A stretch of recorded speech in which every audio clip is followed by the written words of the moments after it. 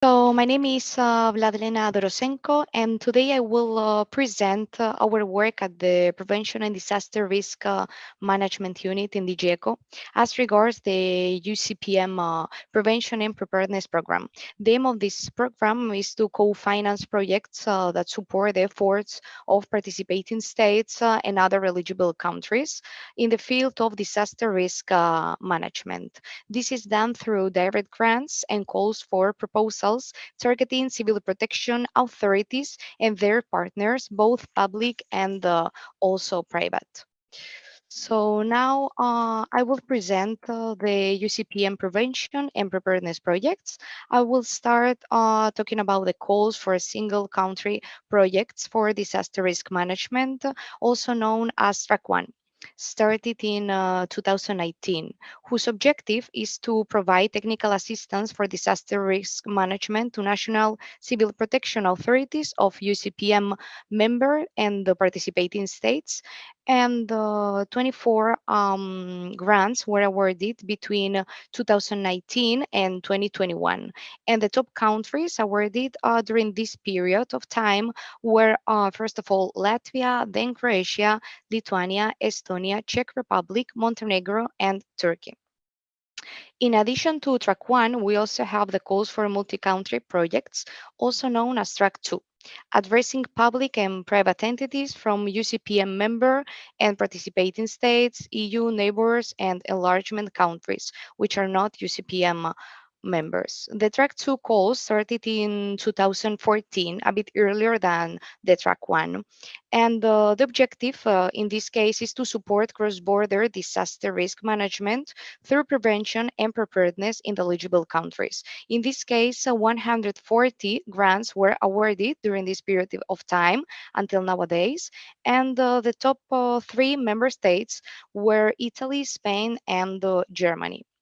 So, if we move to the present, we are currently working in the preparation of the grant agreements for those proposals awarded under the Track 1 and Track 2 2022 calls.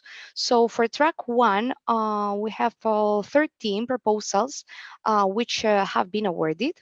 This year, as in previous ones, the multi hazard focus was the most frequent one in the proposals, and all these projects will start next year in 2023. Regarding Track 2, this year there were four main priorities to be addressed. First of all, risk assessment, then risk awareness, early warning system, and marine pollution. 10 proposals have been awarded, and the majority of them on the risk assessment priority. In this case, the maximum co-funding rate will reach around 6 million euros. And as in the Track 1 case, most of the proposals had a multi-hazard approach. The main country coordinators this year will be Spain, Greece, and Italy, and the projects will start also in 2023. Now I would like to refer to the future calls, those starting next year. The new calls will experience some changes as a result of the efforts to refit and to scale up the prevention and preparedness program, following four principles. The first one is to achieve administrative simplifications and increase efficiency for both DGECO and for the member states. Secondly, to ensure the highest added value of the prevention and preparedness financing to the entire UCPM. Then to develop a result-oriented monitoring of projects and reporting, and finally to strive for high quality of the projects financed and provide robust technical guidance to beneficiaries during implementation. In addition to that, we intend also to align our cost priorities to the disaster resilient goals to be adopted at the beginning of next year, and the UCPM action plan for wildfire prevention to the extent possible. So, in view of the elements mentioned before, next year we will launch two calls. The first one it's the call on technical assistance for disaster risk management, Extract 1, which retains focus on administrative capacity, building of disaster risk management national authorities, supporting investments, reforms, studies aligned with the priorities of the disaster resilient goals, wildfire prevention, and greening, among others. And the budget for it will be 4.5 million euros. The second call would be the knowledge for action in prevention and preparedness, extract 2, and which one will cover 3 topics: prevention, preparedness, and the full-scale exercises with a single call document and single period for applying. And it will remain multi-country. So the unified approach is intended to simplify and streamline project funding within the UCPM. Prevention, preparedness, and full-scale exercises make up the 3 complementary topics of the CAP call. The call will also integrate as a core element of all the 3 topics the network community dimension, which was the central element of the former Knowledge Network Partnership call. So the CAP call will be, therefore, one of the flagship activities of the Union Civil Protection Knowledge Network. And now I'm going a bit into more detail concerning the Union Civil Protection Knowledge Network. This instrument was initiated to strengthen the connection between all relevant initiatives and stakeholders in the UCPM. It brings together experts from civil protection and disaster risk management, as well as organization, by creating a space in which innovation for more efficient and effective civil protection system is fostered and relevant knowledge on civil protection and disaster risk management becomes accessible to all stakeholders. Within its online platform, it also contributes to an increased degree of sustainability for projects by providing a central source of information on UCPM projects and a knowledge hub that exists independent of project cycles. And I would also like to mention that in the context of the knowledge network, that we are currently working in the development of an information online hub as part of the Knowledge Network platform to provide our beneficiaries and potential beneficiaries with guidance on project preparation, tips and tricks, training, and explanatory webinar labs, among others. And we expect that the exchanges among projects will increase.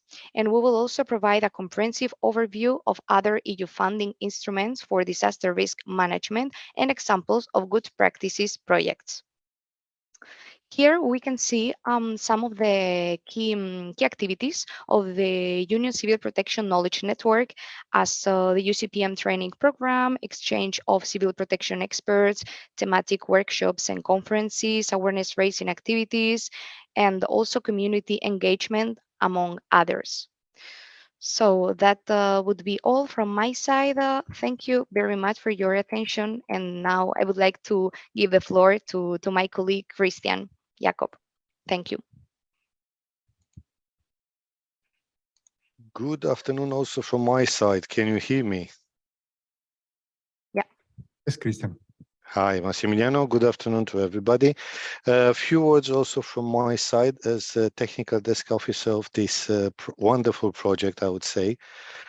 I don't have slides. I think that you had today enough, and I would just like to give you a few insights from my side as being part of this project from the beginning, from the side of the European Commission. I would like to congratulate all the partners and the coordinated body of this project for the wonderful time that gave to us here in the European Commission to see that a project is excellent managed. I have followed up all the results, all the deliverables, and I really liked the connection done between the research, the part of academia, and the care for improving the disaster management system in the area of the project. I have been previously desk officer for many projects, and I know already part of your organizations for not necessarily the people, but the organizations from where you come from. And I have never had such an easy life as a desk officer as with this project. So I would like to thank you all for your efforts. Despite of all the we discussed with Massimiliano and with Vladlena, but also with other colleagues during the project lifetime. It was an absolute excellent cooperation, and I would like to see this project actually providing the necessary support to the local and regional sewer protection authorities, because you have seen during the day the wonderful thing that these very talented people actually they put up on the table. And it would be a pity after all these efforts and the work that they have done.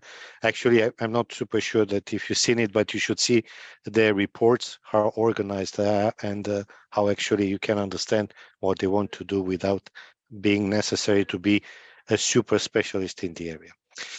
Again, thank you very much to all. The project is not yet over. I still have to do a couple of things from my side to look on a couple of the rebureaus. I promise I will do it. And we will continue the discussion up to end of December, when, unfortunately for me, the project will end up.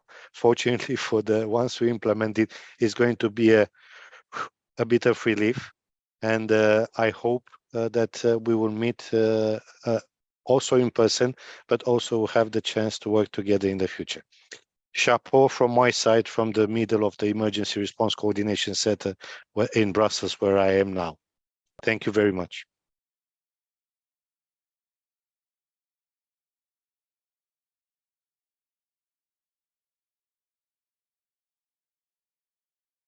I can assure, I don't know if you hear me, but I just thank you for the nice words. I think the feeling was absolutely likewise. We also had a really beautiful cooperation with you throughout the project, and let's say I could really, let's say, wish nothing better than this for this type of project. So again, from our side, thank you very much. We are, I can, let's say, as far as concerns us, we are really motivated to always stay in touch with the local, let's say, partners and stakeholders to make sure that they can really, let's say, maybe slowly but steadily absorbing as much as they can, as much as they want or interested to, from the results that we are providing in the project itself. And we are also probably striving for a continuation of the project anytime soon. So that was something that we will discuss tomorrow during the very last consortium meeting. For the time being, thank you very much for your support, both technically, morally, and scientifically, and looking forward to meeting you soon outside the UCPM, or maybe inside as well. Thank you, Massimiliano. Thank you. And maybe I think it's time to adjourn the session and the conference.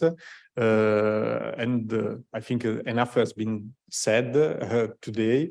The only thing that I would like to do just to close the session is really thank all of you which are here in this room, all the people that are not here in this room but anyway participated and joined the project, especially our partners in the consortium, the people from ZAMG, now Geosphere Austria, from BFW, from ARPA Veneto, our colleagues from EPC SRL, which gave us a great support throughout the project.